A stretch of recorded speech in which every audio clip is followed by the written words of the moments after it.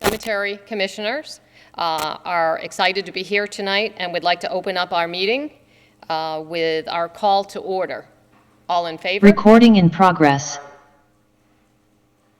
We'd like to stand up if you could, and please do the Pledge of Allegiance of the flag. I pledge allegiance to the flag of the United States of America and to the republic for which it stands, one nation, under God, indivisible, with liberty, justice for all. I'd like to start off with the public comments. Do we have any public comments tonight?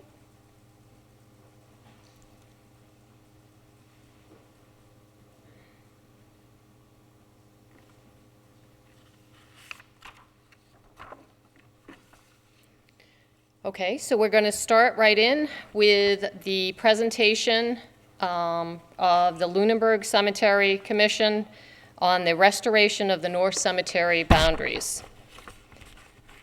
This presentation, again, was presented to... Someone just speak? This presentation was given to the Select Board a few weeks ago, and what we've done is we've just added a few more pages to it, a few more slides to go over for information. So we appreciate your attendance and hope to give you some insight through this presentation. The Cemetery Commission stood before the Select Board members and Town Manager to present recovery options to repair the North Cemetery boundary and request funding from the American Rescue Plan Act. I would like to start by giving you the bottom up front, the bottom line up front, which gives clarity by putting the most important details first, so you may quickly understand the key message of tonight's presentation. The current condition of the 100-year-old arborvitae hedge boundary needs to be restored to preserve the peace, tranquility, and honor contained within the North Cemetery. Replacement costs of these hedges are estimated at approximately $185,000. Additional costs seen with these replacement hedges are electricity, water, yearly maintenance, which will raise the life cycle cost significantly. The Cemetery Commission recommended to the Select Board members to have forward with securing from the American Rescue Plan Act significant funding for a New England rustic fieldstone wall versus the hemlock hedges. I'd like to go over a few facts with you.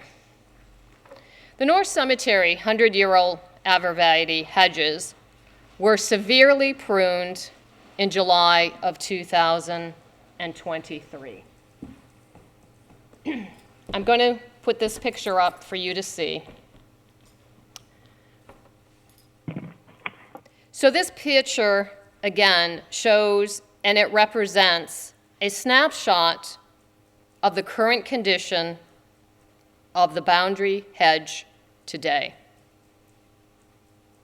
Following the pruning, several licensed and professional arborists were called in by the Cemetery Commission to make recommendations regarding the recovery options to the 100-year-old hedges. The recommendations were simple. Because of the loss of historical maintenance and limited access to water, because there's no irrigation there except for a few small wells that we have, the landmark hedges are likely beyond recovery. Arborists advise not to put good money toward working to improve their health due to an expected poor outcome and instead recommend removing them. Here's some more facts regarding this. Again, The replacement cost of these hedges are estimated at approximately $185,000. Anderson Landscape walked the Cemetery Commission and DPW director through the process. This was a fact-finding session, and there were no decisions made. The recommendation and estimate provided set up in new planting beds with mulch, watering allowance for one season. His recommendation was to plant 173 young trees up to 6 to 7 feet tall. Keynote, these 3 seasons of water needs to be complete, which is going to be cost prohibitive. This is due to the lack of water and irrigation at the North Cemetery. The price for one season is about $3,000 for watering. The problem is, if you don't do it for 3 seasons and we have a drought like we did a few years ago, these trees aren't going to live. And the state of their maturity for these new trees will need the water. Now, it's also my understanding they will search for water, but if there's no water to be found, they will die. A complete estimate from Anderson Landscape was given and provided to each of the select board members and the town manager for review. Here's some more facts and concerns. Having 173 newly planted hemlock trees will cost a significant amount of money for both the watering and maintenance care for these trees for 3 years and beyond. Again, 1 year of watering will cost the Cemetery Commission, the DPW, and town an estimated cost of $3,000. This will raise the life cycle cost significantly.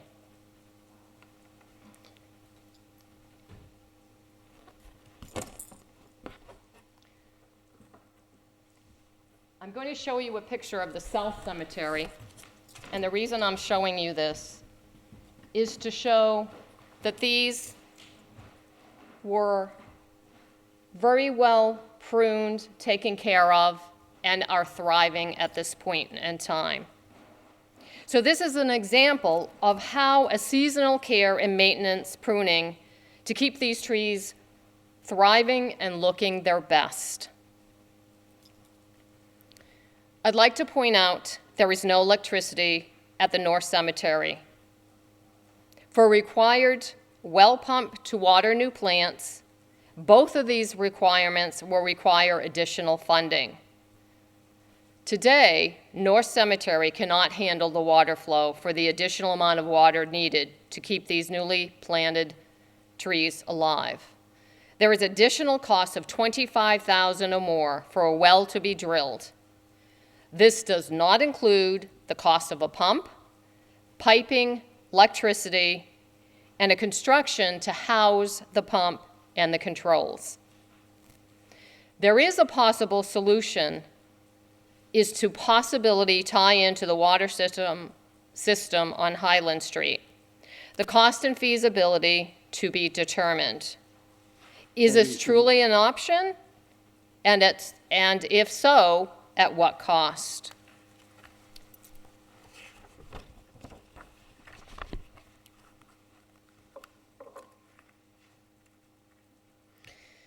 The Cemetery Commission would like to give their preferred solution, and that is to put a permanent New England rustic fieldstone wall, estimated range at approximately $288,000 to $388,000, which reduces the life cycle cost associated with this asset. Ramsden Stone Walls and Waterproofing provided an estimate of a freestanding New England rustic fieldstone wall at North Cemetery. The highlights included removing of nearly 1,000 linear feet of large hedges, disposal of the hedges and stumps, excavation and installation of crushed stone footing, measuring 36 inches wide with a minimum depth of 12 inches deep, a 6,180 square face feet of freestanding rustic semi-formal dry stacked 3-foot wall. New England fieldstone wall at $40 per face foot. Again, a complete estimate from Ramsden Stone Walls and Waterproofing has been provided and given to each select board member and town manager to review. Dave.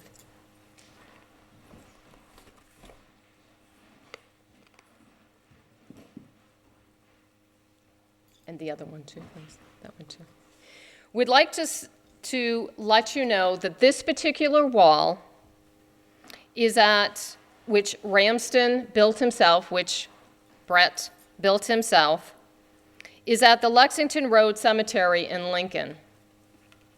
The only difference that we would have possibility in this stone wall is this is a 2-foot wall versus a 3-foot wall that we're looking for. Is that correct, Brett? Yes. Okay.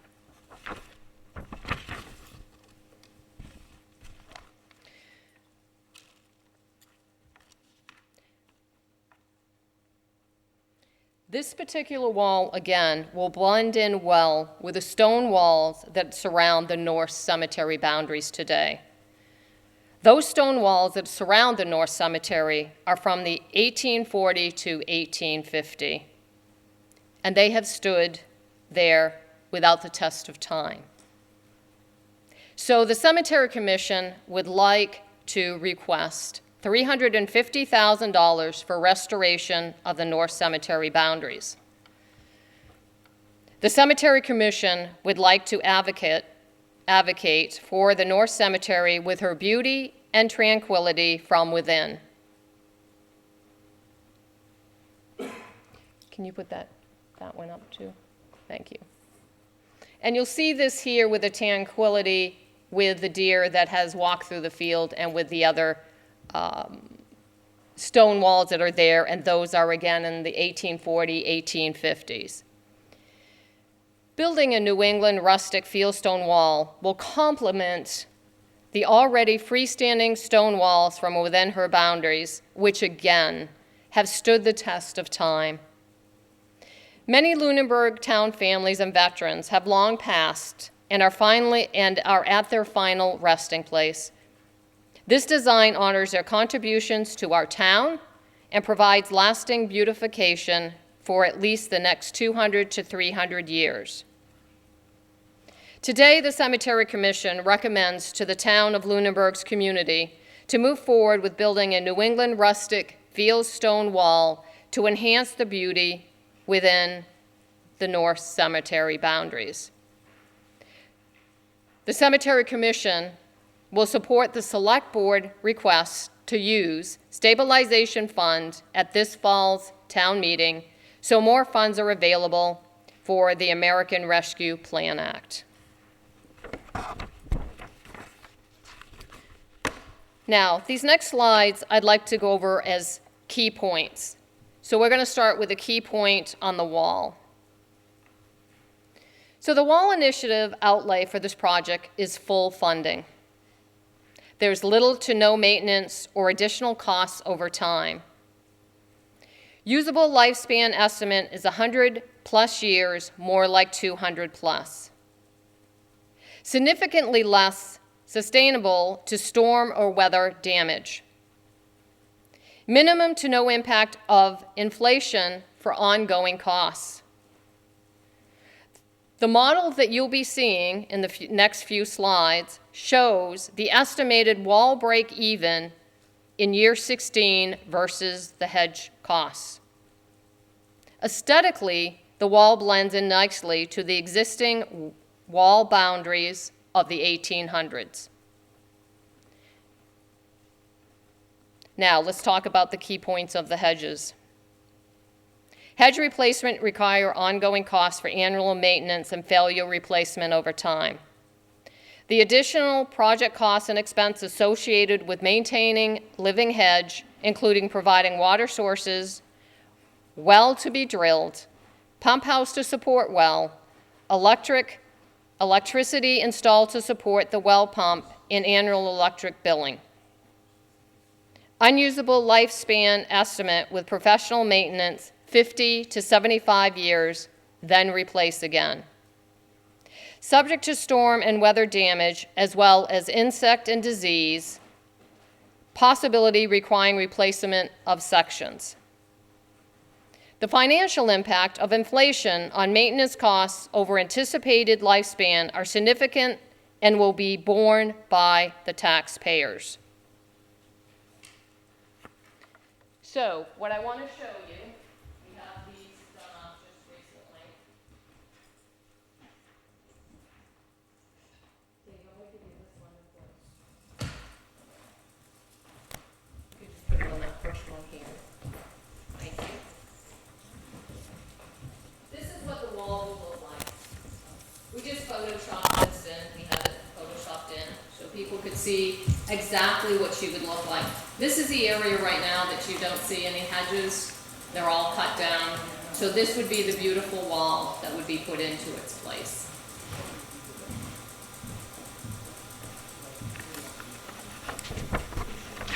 So now I'm just going to give you a few details on the life cycle cost analysis.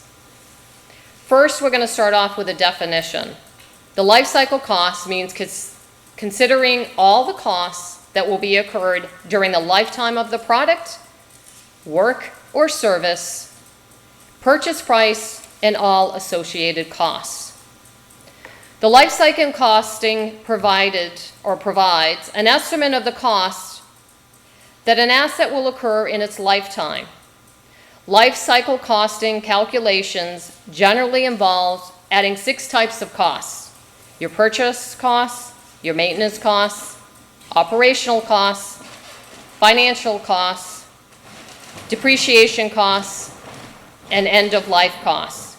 These are all standard definitions. The life cycle cost incorporates a model to help examine the total cost of the wall or hedge installation. What we've done is the life cycle cost is using a 3% annual inflation factor based on historical run rates, current data, and estimated future factors. Then year cost, or future dollars, is a financial term that means the cost reflects the money as it is spent, including the effects of inflation. For this model purposes, the base year is 2024. The current dollars are defined as income in the year in which a person, household, or family receives it. For example, the income someone received in 1989, unadjusted for inflation, is in current dollar, sorry. And did everybody understand that? So the next piece I want to go into is, here is the presentation of the bottom line at the end. And we're going to go over, again, the key points again. I just want to make sure that everyone understands wall versus the hedges. So the wall, again, is a one-time sunk cost, little to non-ongoing expense for maintenance. The risk is mitigated by permanent infrastructure. I'm sorry, I pronounced that incorrectly. The good things with the wall is there won't be issues with the weather, the climate, the external factors, and budgetary shortfalls. It's significantly less risk in lean budget years. The inflation and consumer price index is virtually eliminated, saving the taxpayers dollars in ongoing maintenance. The wall will aesthetically blend in with the historical environment and existing boundary walls. The break-even point for the two options and beyond is 16 years. The hedges will keep continuing. So at the 16-year, you'll receive you will have spent the same amount on hedges as the year one cost of the wall. This is what the break-even means. Regarding the hedges, some key points. Maintenance, which will continue for a lifespan. Then disposal and replacement costs subject to the then year costs, inflation. Inflation will escalate costs over the life of the hedge growth, increase taxes to cover the maintenance, disposal, and replacement expense. When years or revenues are lean, hedge maintenance will receive low priority or be deferred for years. Delayed maintenance escalates risk of damage, and I think we've all seen that. The risk is elevated by weather, climate change, animals, plant disease, and improper maintenance. So the next slide is the life cycle cost model. This is an eye chart, and those are why I passed out the handouts, because you won't be able to see this. So we've included this as a snapshot of the model to illustrate the purposes, remembering that this is a model and not an absolute figure. It is provided to enable the reader to look at the life cycle cost over 50 years. These are model estimates.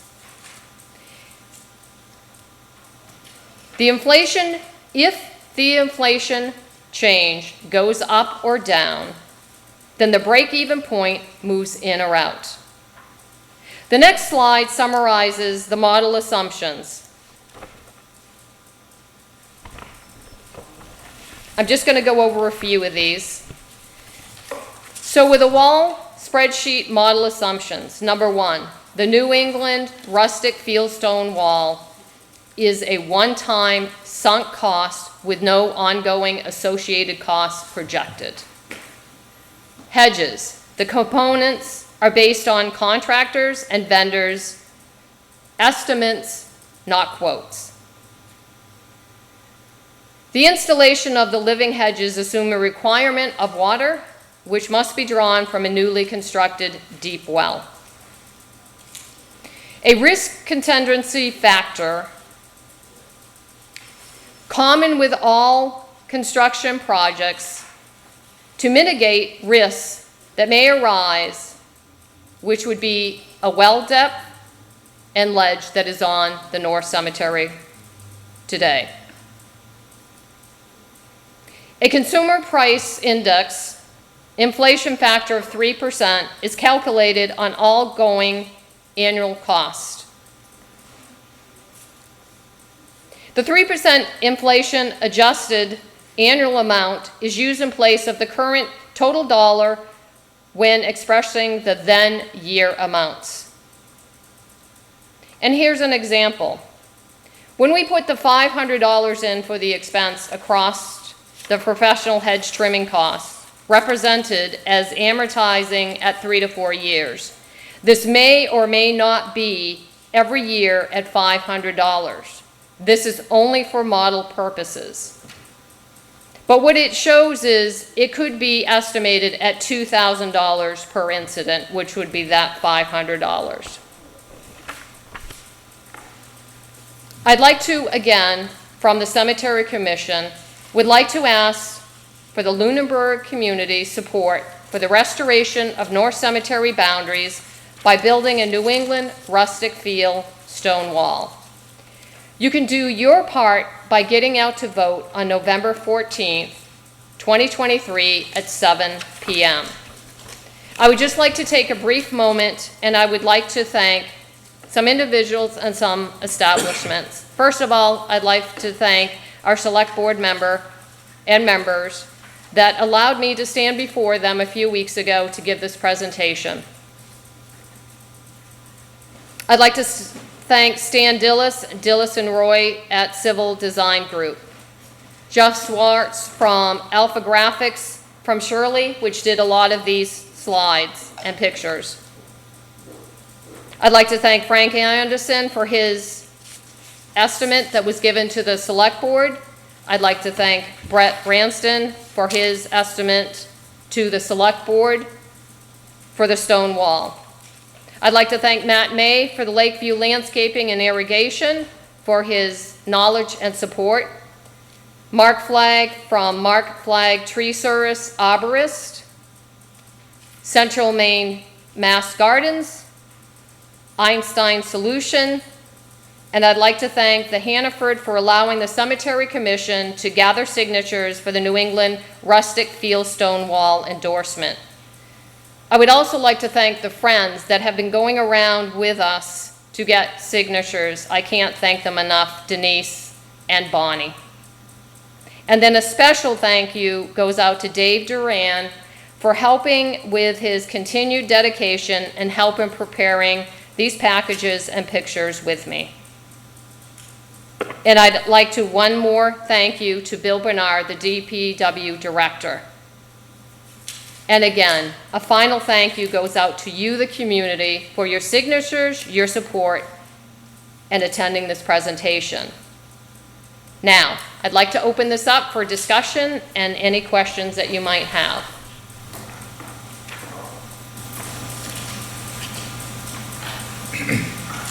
One question which you may have covered in the piece, but what is the timeline of the stone wall if it were to kick off? Oh, sure, yeah. Just asking the question of what the timeline would be if this were to go forward for the stone wall. Okay. From taking down the shrubs to actually implementing. Just curious if there was any Okay. estimate. Brett, do you want to answer that? Yes. Actually, it would be it's an excellent, straightforward question. The preparation, including the removal of the shrubs, the excavation, preparation of the footing, the building of the wall, my expectation would stretch between 2.5 and 3 months, tops. The hope would be less, of course. Thank you. Thank you. Go ahead, Bill. Just to answer your question a little further, given the cost of the wall, this would have to go out to bid, so we would have to develop a contract for the entire thing, and then put it out to bid.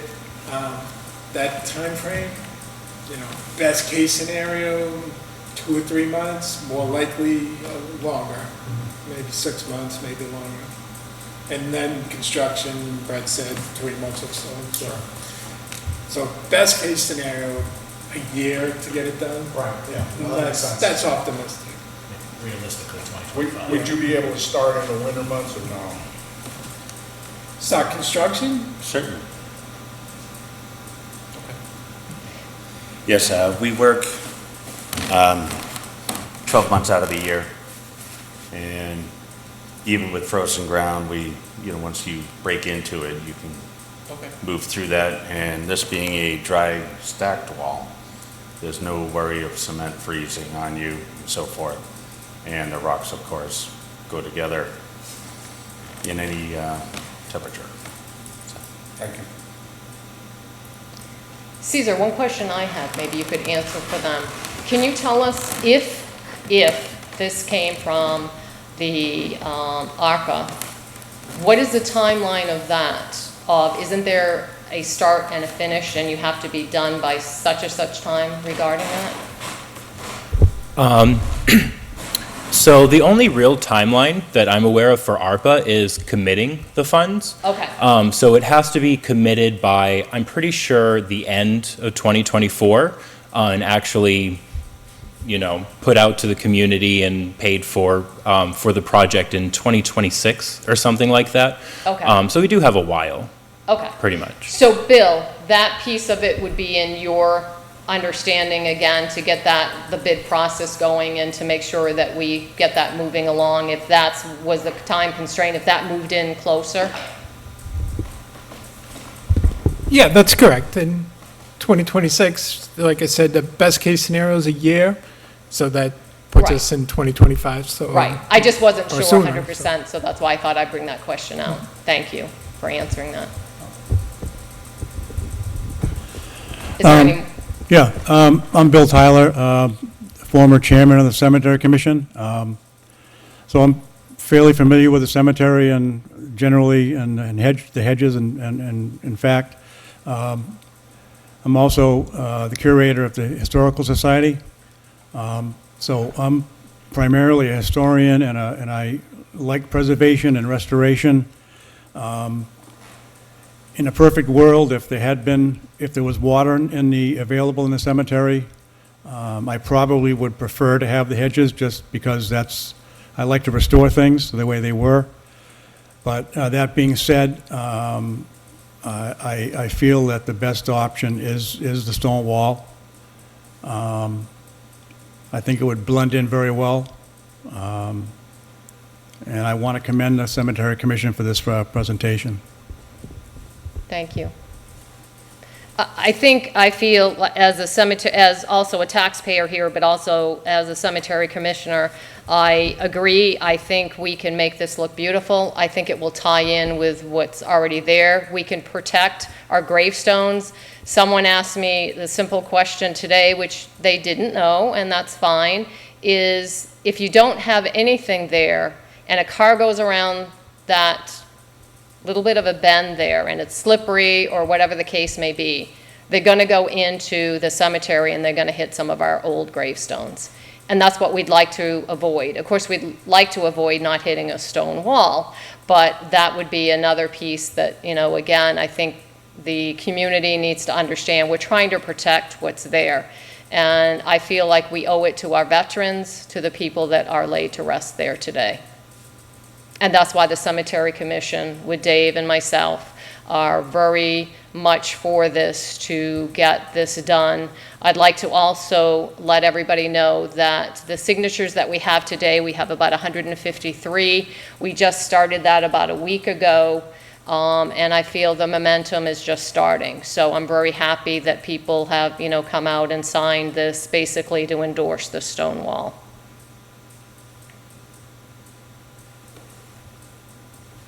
Any other questions or concerns? Madam Chairman, Yes. this is Dave Rogers, 82 Highland Street, and I'd like to make a couple of comments relative to your presentation Okay. and ask some questions if I could. Sure. First of all, thank you for mustering all of the support and work that everybody has done. This is a great way to start a project. I'd be less than candid with you if I didn't tell you that I have a difference of opinion relative to the proposal that you've made as it pertains to how we could do this in a very professional and position so that it looks very, very nicely, okay? As recently as 3 days ago, I had occasion to be in Concord, Massachusetts, and I came by the Sleepy Hollow Cemetery, and I had occasion to look at the fencing that they have, and it consists of a granite post, and there are chains that are connecting post to post, and it looks very uniform. It's simple, but it is very. It's not offensive at all to the eye.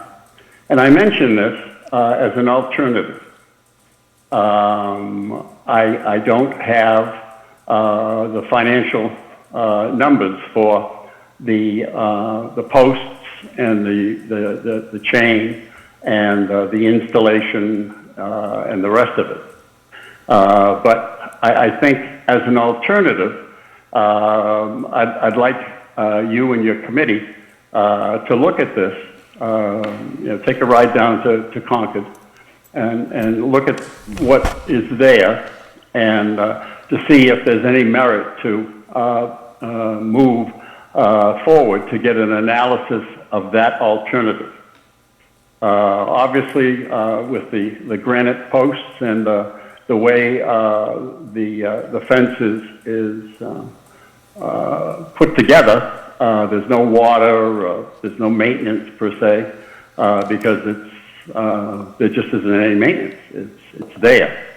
There are obviously costs associated with taking down the remnants of what's at the cemetery now, and I don't mean to minimize the work that would need to be done, but I submit it for your consideration as an alternative to that which you have presented this evening, with the caveat that I have not done any work on this. I haven't.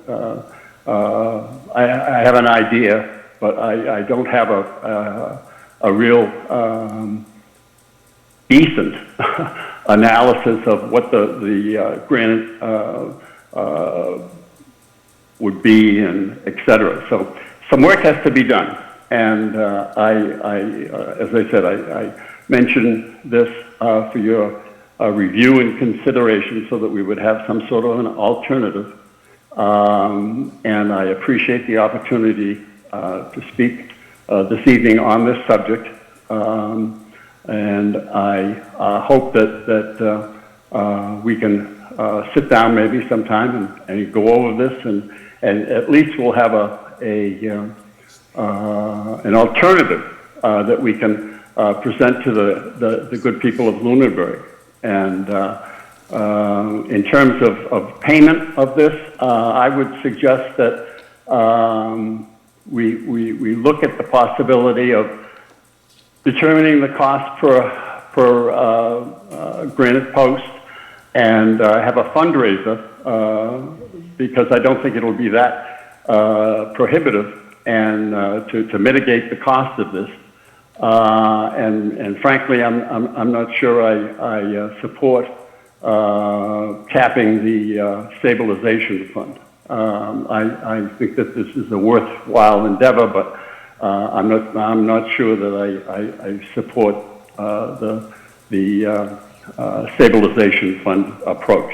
Anyway, I've taken too much of your time, and I appreciate the opportunity to voice my opinion, and I would look forward to the analysis and comparison of what you've presented tonight. And speaking of the presentation today, I want to thank you for your work on behalf of the community and the town as it pertains to the concern that we have for the cemetery.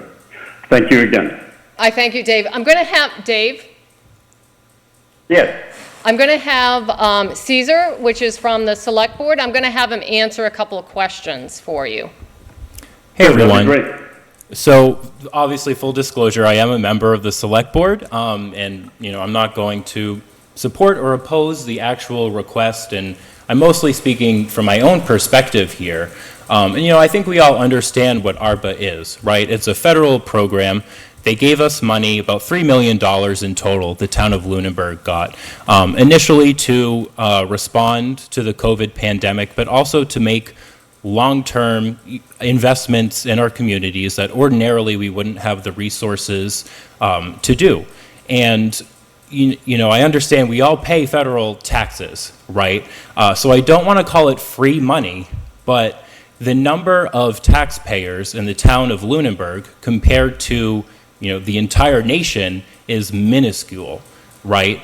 So if we use ARPA funds, and this is the comment that you made that I'm really addressing here, is using ARPA funds to pay for, and not even just this project, really any of these projects that we're doing in town, we're allowing the rest of the nation effectively to subsidize these projects. So if we were to fund it alternatively by raising the money, first of all, that's a lot of money that we would have to raise, and it would also place a larger burden on us individually as residents to get these projects done. So I think it's really smart, and the incentive for us is to utilize ARPA funds to get as much done in town as possible. So I'm in support of using ARPA funds in general. You know, I think the Special Purpose Stabilization Fund is originally what large trucks, you know, the funding source for that. You know, I think we had a good plan to use ARPA funds for that, to get ahead of the line using the streamlined process of ARPA, but, you know, it just didn't happen. So maybe we should actually use that fund for its purpose and then free up some more ARPA money so that we can continue to make these investments that we just don't have the money to do otherwise. So that's just my personal opinion. I'll put that out there. But no, I understand your concerns, so. And Dave, I'd like to reiterate one thing. We've talked about several things as far as to what the best thing is for the cemetery. And I think I have to still keep going back to aesthetically looking at that cemetery. And you have a wonderful idea. Please understand, I thank you for that. But to look at the fact that you're going to put in how many rows of fencing, that when you can have a beautiful aesthetic stone wall that's going to be there for the end of time versus a link fence that somehow is going to, will need to have maintenance done to it because it will need to be either painted or it's not going to always stay that beautiful black that we see today in some of that. So these are a lot of things to think about. That's why the Cemetery Commission is still standing her ground, which is to go for the stone, the New England rustic fieldstone wall. Well, I appreciate your perspective, I really do. But I would encourage everyone that has any interest in this to take a ride to Concord and to go by the Sleepy Hollow Cemetery and to see how it is laid out. It's not anything other than a very classy presentation for the fencing of the cemetery. And I'm really not doing it justice in terms of explaining, but I mean, if you go by there, you will see first and foremost that the town of Concord is made up of many concerned individuals, just like we have here in Lunenburg, thank God. And they would not allow anything that would be not in keeping with the colonial nature of the town, but you really have to see it yourself to appreciate what I'm talking about. In terms of painting, these are granite posts.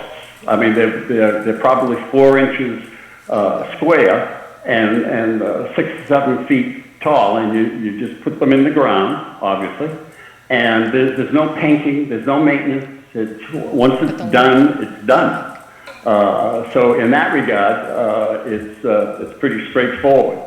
I hesitate to say what I'm about to say because it may sound, and I don't intend it to be, self-serving. But in my 50 years here in the town of Lunenburg, I've been blessed to participate with a whole host of other people in raising funds for various projects.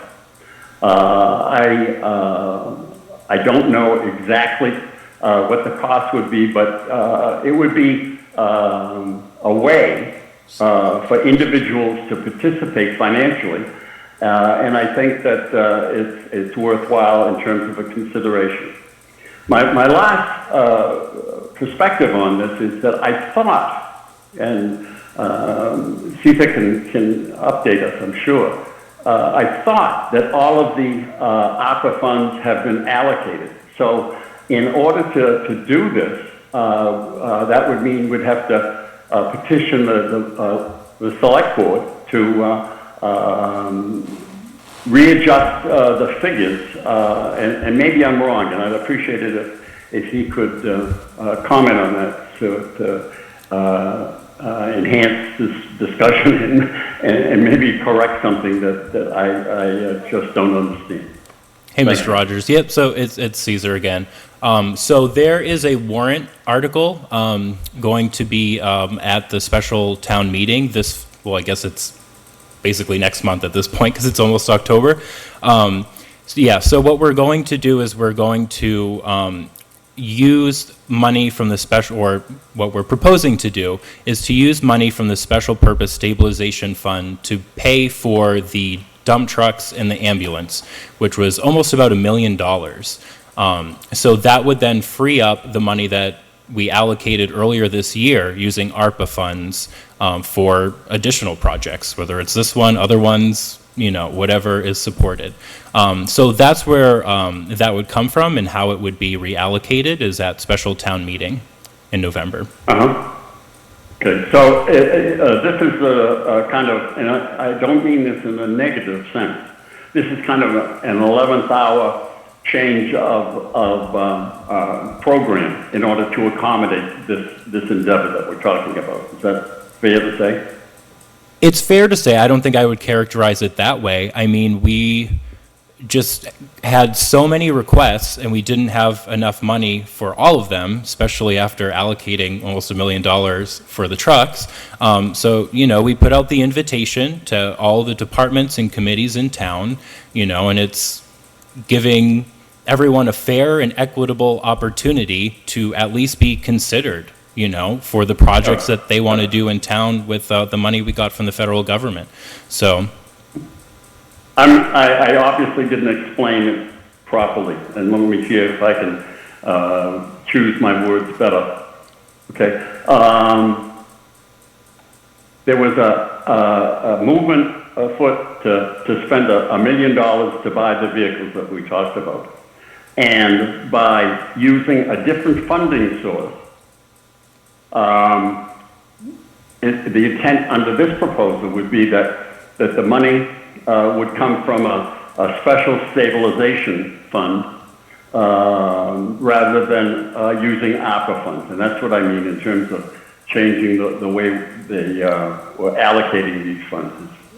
Is that a better explanation? Yep, that's spot on. So the reason why the select board, and this was before I was on the board, so the reason why they decided to use ARPA funds to pay for those trucks is because they thought that it would be done faster, right? So they were hoping to get in line first so that the orders could be fulfilled and they'd get the trucks sooner.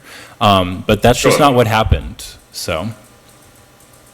A point well taken, and if you watch TV as I do occasionally, they're negotiating in Detroit for all the big three. So I don't know when everything will square away, but anyway, that's away from this point. But I understand, and I've taken too much time. And I would defer to other folks that want to give an opinion. And I truly do thank you, and I appreciate the opportunity to voice my preliminary thoughts on this subject. Thanks. Thank you, Dave. Is there any other questions?